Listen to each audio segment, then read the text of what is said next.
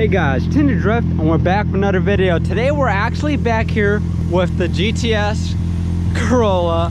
Man, it's been acting up a little bit. So alternator actually went out on it, and then we're having some front suspension issues. But I just like to address some things that you want to check out when you are working on your Ae92 GTS or Ae92 in general. But if you are tuning in for the first time, be sure to subscribe if you want to see more Ae92 content. Now, without further ado, let's go ahead and talk about the Ae92 GTS and things you really just need to look into when you own one of these. So just basically typical maintenance. So why I'm going into this is my alternator was bad, correct? Right, replaced it, but it had some other, it still didn't want to work, still didn't want to run, still didn't want to charge the car. So what you really need to go over when it comes to these cars is they're pretty old, you know, almost, you know, about 30 years old. They're pretty old. You just want to look over ground, you want to look over everything. So something simple as me grinding down and cleaning up the terminals and the grounds made the alternator work and charge the entire car. So what I'm trying to say is these 30-year-old cars, they need some attention. Like a lot of people look into them and they're like, you know, they complain that they're really old and that they have a lot of issues and everything, but you got to keep in mind they're 30-year-old cars that haven't been, how you say,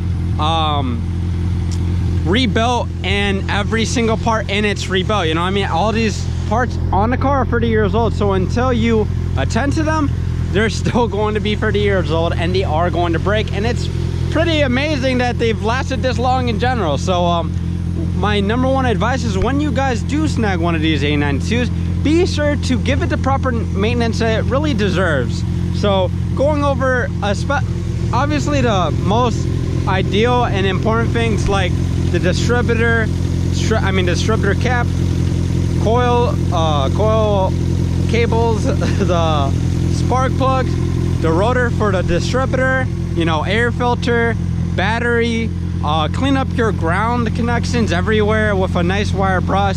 Same thing goes for the terminals, and in general just refreshing a lot of this Toyota. You just want to do it. It's gonna, trust me, you're not gonna really run into issues when you do a nice refresh for the car. Now I'm gonna go ahead and close my engine my hood, so I don't get a lot of water in the engine bay.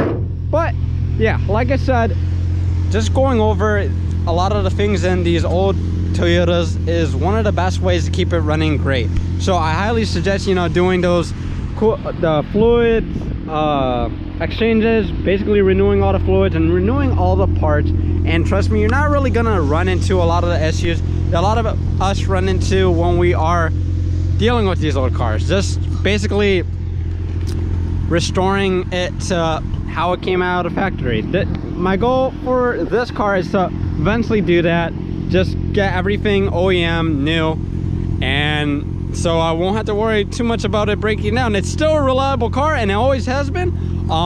Obviously it's gonna have its times when, you know, parts break, but it is 30 years old and it needs new parts. So yeah, but I hope you guys love your Ae92, and I hope you love this video. If you want to see more Ae92 content, be sure to subscribe if you want to see more. Now I'll catch you guys in the next video. Peace.